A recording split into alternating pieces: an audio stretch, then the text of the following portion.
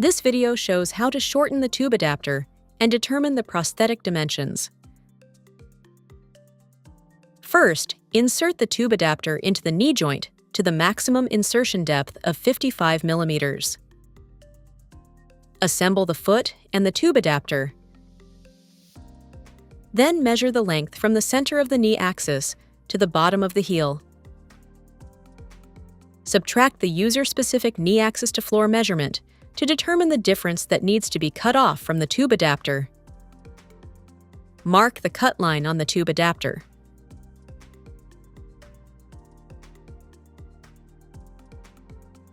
After shortening the tube adapter, deburr the cut edge and remove any burrs.